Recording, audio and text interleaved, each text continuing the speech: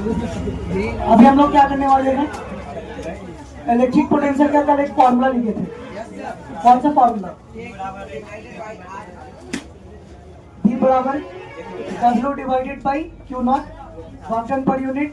Test charge कर सकते हो, V बराबर KQ डिवाइडेड बाई R।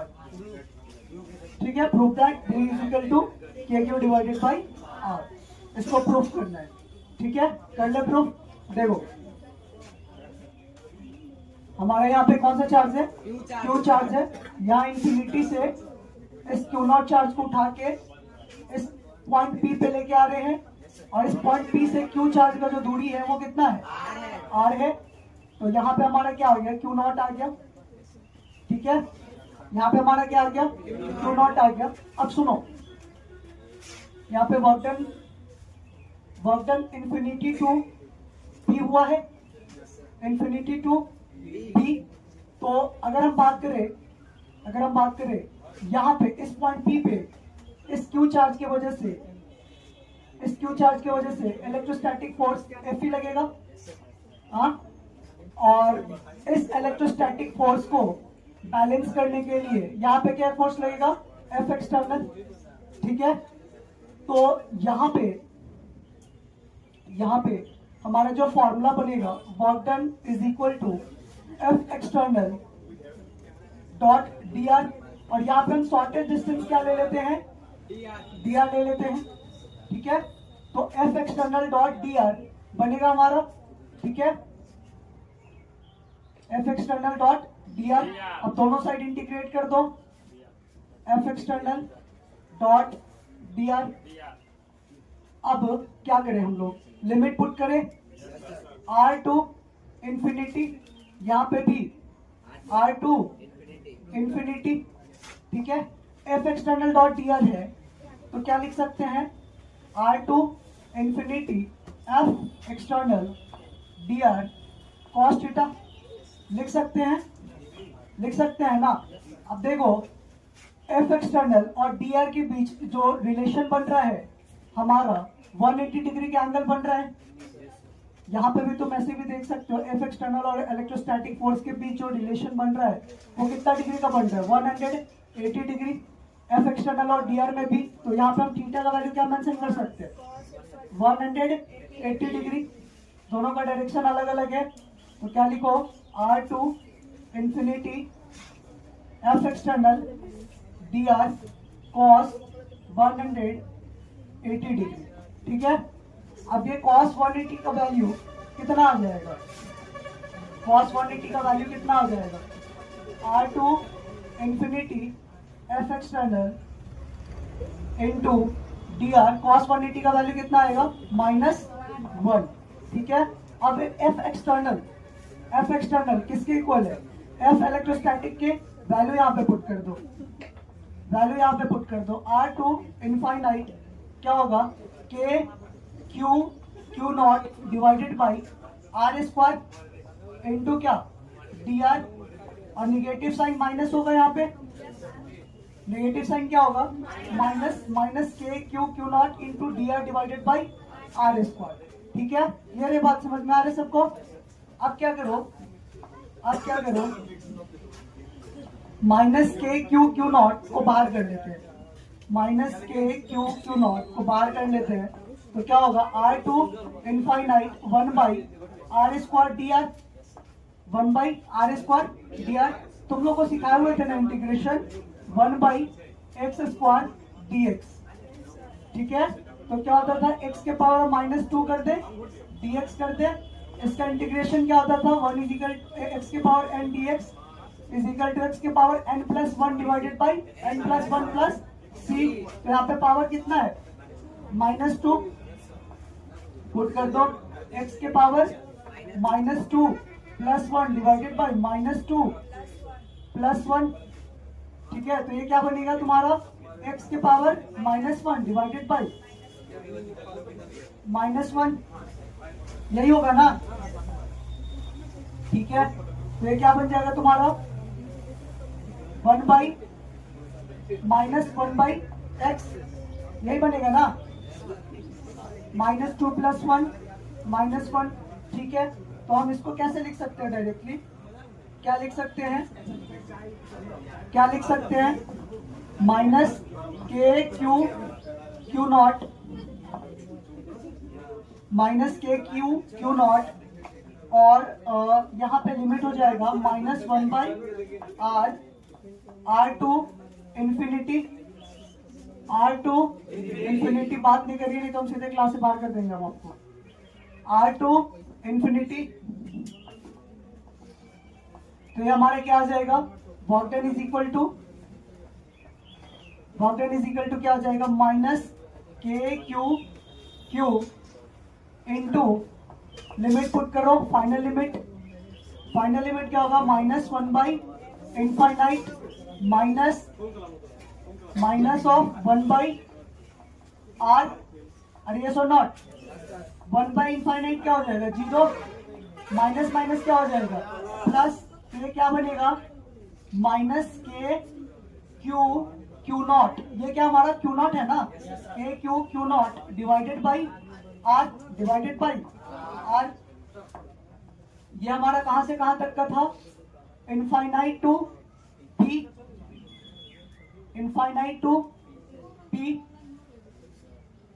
ठीक है। तो एक रिलेशन होता है,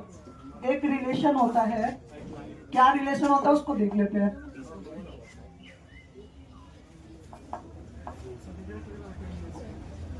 एक रिलेशन होता है आपका work done of infinite to P is equal to negative sign of work done of P to infinite, ठीक है। तो ये हमारा वैल्यू क्या बना, वर्क डन ऑफ P2 अगर इनफाइनाइट की बात करें, ठीक है, P2 इनफाइनाइट की बात करें तो क्या हो जाएगा, negative value minus of k q naught divided by r, minus minus क्या हो जाएगा, प्लस, तो ये बनेगा k q naught divided by r, ठीक है। तो अब एक वैल्यू होता है हमारा, क्या वैल्यू होता है, B is equal to W divided by q naught. तो P टू इनफाइनाइट क्या हो जाएगा हमारा, P टू इनफाइनाइट या इनफाइनाइट टू P बोलो, बात एक ही है, ठीक है। तो क्या हो जाएगा, के q naught divided by R divided by q not से क्यू नॉट को काट देंगे तो क्या बनेगा, k Q divided by R, आ गया कि नहीं आ गया, B इज इक्वल टू के क्यू डिवाइडेड बाई R, इसको नोट कर लो।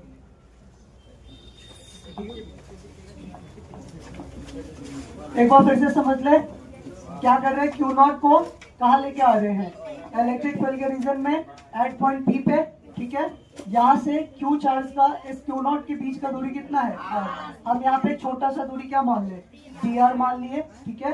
तो यहाँ पे क्या फोर्स लगेगा, इस क्यू चार्ज की वजह से इलेक्ट्रोस्टैटिक फोर्स इधर की ओर डायरेक्शन रहेगा, और एक्सटर्नल फोर्स इधर काम करेगा क्योंकि इसका काइनेटिक एनर्जी ज्यादा हो जाएगा, दोबारा इनफाइनाइट के पास जाना चाहेगा। तो इसको हम क्या करेंगे, एक एक्सटर्नल फोर्स लगा के इसको बैलेंस कर लेंगे, एफ एक्सटर्नल एफ इलेक्ट्रोस्टैटिक्स को क्या करेगा, बैलेंस करेगा, ठीक है। अब देखो एफ एक्सटर्नल और dr का डायरेक्शन, दोनों का डायरेक्शन इधर है और एफ एक्सटर्नल का डायरेक्शन इधर है। तो वर्क डन का फॉर्मूला क्या होता है, एफ एक्सटर्नल डॉट dr, इस दोनों के बीच का एंगल कितना बनेगा, F external dr cos theta, a dot b a b cos theta. तो क्या हो जाएगा, F external dr cos theta, दोनों के बीच एंगल थीटा, थीटा कितना 180 पुट कर दिए, cos 180 का वैल्यू कितना होता है, -1, F external dr -1, F external F electrostatics के इक्वल है, वही वैल्यू हो जाएगा हमारा minus k q naught divided by r square, ये बाहर आ जाएगा माइनस के क्यू नॉट, ठीक है, r to infinite 1/r square dr, clear है, ठीक है। अब ये बाहर रहेगा, इसका हम इंटीग्रेशन करेंगे तो -1/r आएगा, अभी करके दिखाए थे थोड़ी देर पहले, -1/r, लिमिट लगा देंगे r टू इनफाइनाइट, ठीक है। लिमिट पुट करोगे, final limit minus lower limit, r के जगह पे इनफाइनाइट डालोगे, 1/इनफाइनाइट माइनस 1/r, 1/इनफाइनाइट कट जाएगा 0, तो ये क्या बनेगा -1/r, ठीक है। ये माइनस माइनस प्लस, तो ये क्या बना, माइनस पहले से था तो एक साइन क्या आएगा, minus k q naught divided by r। एक relation of the infinite to P is equal to negative sign of P to infinite, ठीक है। वैल्यू डालेंगे, पॉजिटिव हो जाएगा, अब हम लोग अच्छे से जानते हैं कि b बराबर क्या होता है, p टू इनफाइनाइट लिखो या वॉक एक्सटर्नल लिखो डिवाइडेड बाई क्यू नॉट। ये कितना आया है k Q naught divided by r। Put किए क्यू नॉट से क्यू नॉट कैंसिल आउट, क्या बना k क्यू बाई r। ठीक है, और ये कैसा क्वांटिटी है, स्केलर क्वांटिटी। ठीक है, चलो इसको नोट कर लो। देखिए, if the potential at a point is 10 volts, if the potential at a point is 10 volts,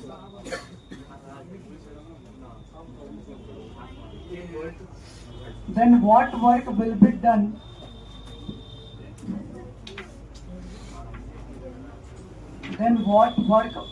done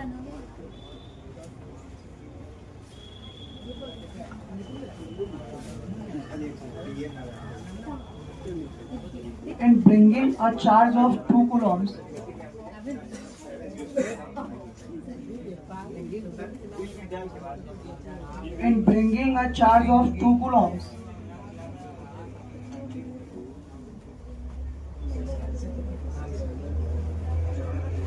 from infinity to that point.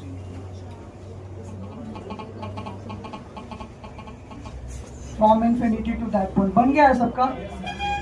क्या है वैल्यू?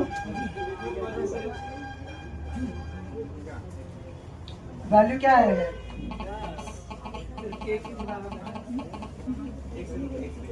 क्या पूछा गया है? W का वैल्यू पूछा गया है। कितना है? 20 जूल। ठीक है, करो सॉल्व करो।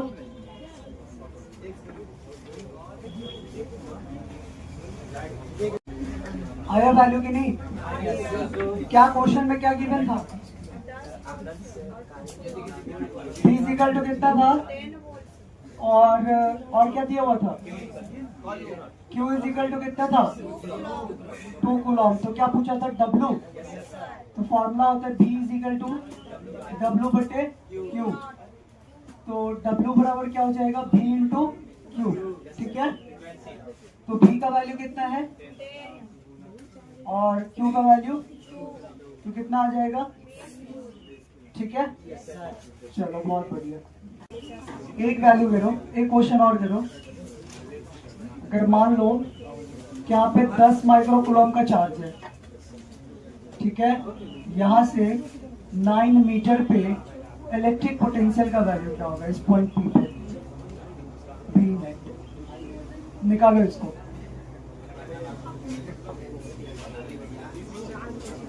एक क्वेश्चन करो, यहाँ पे 10 माइक्रोकूलम है और यहाँ 9 माइक्रोकूलम है और इसके बीच का दूरी 15 मीटर है। तो इस दोनों चार्ज की वजह से जो V नेट का वैल्यू आएगा वो क्या आएगा, ये भी सॉल्व करो।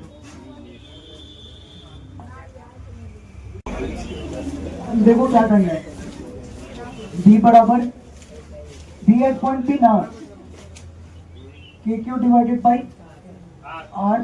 K का वैल्यू कितना होता है? इंटू Q का वैल्यू 10 माइक्रोकूलम, 10 इंटू 10⁻⁻⁶ और डिवाइडेड बाई R 9। कट करोगे कितना आ जाएगा? 10 के पावर 10 10 के पावर 10 -6, तो कितना हो जाएगा? 10 के पावर 4। क्या आ जाएगा? वोल्ट। ठीक है, इसका करोगे, इसका क्या होगा? KQ1 Q2 divided by R। तो K का वैल्यू 9 इंटू 10⁻⁹, Q1 का वैल्यू 10 इंटू 10⁻⁻⁶, Q2 का वैल्यू 9 इंटू 10⁻⁻⁶, R का वैल्यू 15। कट करो, 3 3 जा 9, 3 5 जा 15 और 5 2 जा 10। कितना आ जाएगा? 3 2 जा 6 और 6 9 जा 54। 6 नंबर ऐसे समझ में आता है ना? 54, तो कितना हो जाएगा 10 के पावर 9,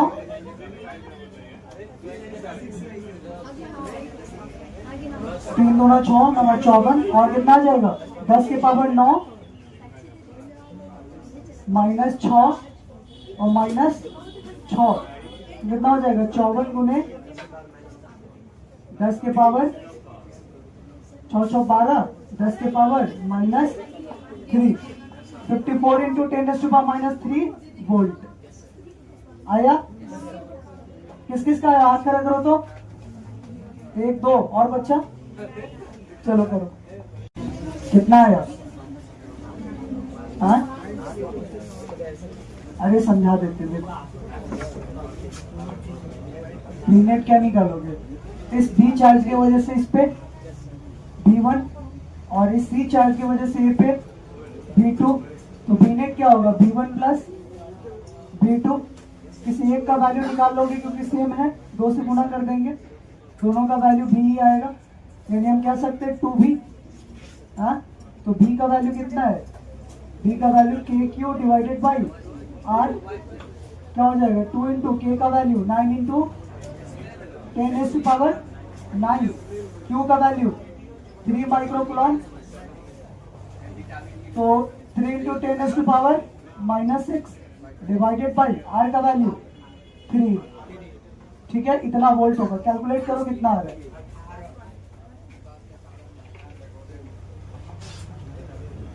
कितना आया? 18,000, ठीक है, 3 से 3 कट जाएगा, 9 दूना 18, और कितना हो जाएगा 10 के पावर 3, ठीक है, 10 के पावर 3 वोल्ट, इसे हम कह सकते हैं 18,000 वोल्ट, ठीक है। आया समझ में? इस चार्ज की वजह से V1 और इस चार्ज की वजह से V2, इसमें कोई एंगल वैंगल लेने की जरूरत, क्यों? क्योंकि ये स्केलर क्वांटिटी है, डायरेक्ट ऐड हो जाएगा, ठीक है। तो B नेट बराबर B1 प्लस B2, कितना है 2B, 2 into KQ divided by R, K का वैल्यू डालो, Q का वैल्यू डालो, R का वैल्यू डालो, निकल जाएगा, क्लियर है? चलो वेरी गुड, इसमें हमारा क्वेश्चन प्रैक्टिस हो गया। चलो कंटिन्यूअस डिस्ट्रीब्यूशन चार्ज की बात किए हैं, चलो तो यहाँ पे कंटिन्यूअस डिस्ट्रीब्यूशन चार्ज के अंदर जो वैल्यू होगा, देखो एक सिंपल फॉर्मूला होता है, सिंपल सा फॉर्मूला, एक सिंपल सा फॉर्मूला कंटिन्यूअस डिस्ट्रीब्यूशन चार्ज का, यहाँ फोकस करो, क्या होता है V is equal to integration dV। बालक यहाँ सतत आवेश वितरण, V is equal to integration dV, ठीक है। तो ये क्या बनेगा, क्या बनेगा, ये क्या बन जाएगा D of KQ divided by R, differentiation में ही आएगा, ठीक है। इसका हम फाइनल फॉर्मूला क्या लिख सकते हैं, 1/4 pi epsilon not into R into क्या Q, यानी क्या हो जाएगा Q divided by 4 pi epsilon not divided by R।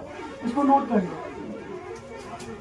कर लो, डायरेक्टली एक सिंपल फॉर्मूला है। हाँ बस एक चीज याद रखना, ये जो हमारे चार्ज है ना वो DQ के टर्म में आ जाएगा, ये हमारा चार्ज बस किस चीज में आ जाएगा, DQ के टर्म में आ जाएगा, ठीक है।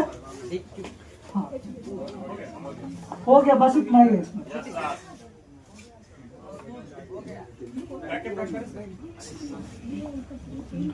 चलो नेक्स्ट हेडिंग करें, बस 2 लास्ट हेडिंग है, उसको खत्म कर लेते। देखो विभव का ग्राफीय निरूपण,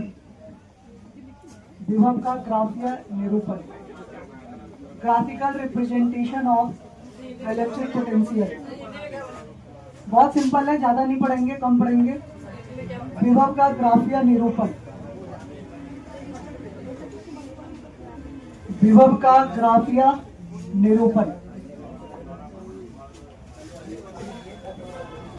देखो 2 चार्ज है तुम्हारा, एक चार्ज नेगेटिव है और एक चार्ज क्या है, पॉजिटिव है।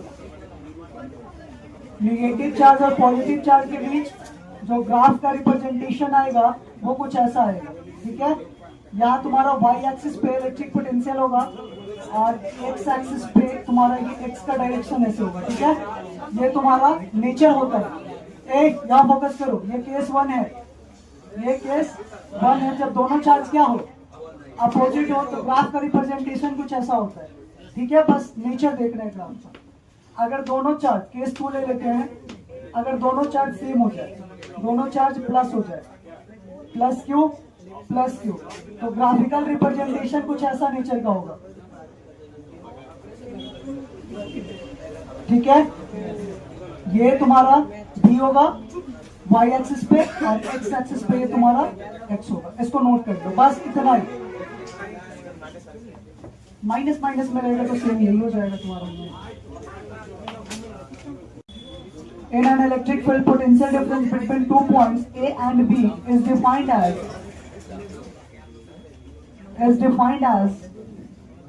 equal to the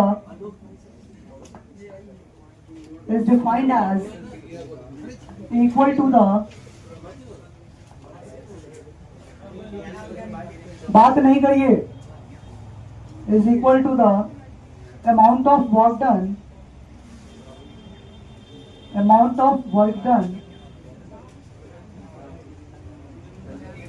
in moving a unit positive charge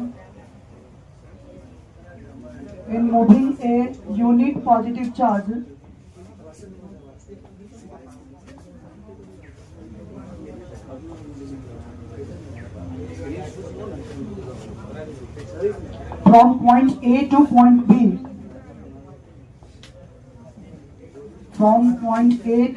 B,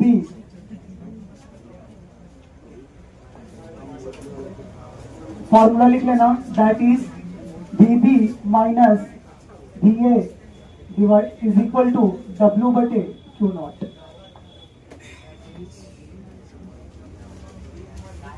VB minus VA divided by VB minus VA is equal to W by Q not.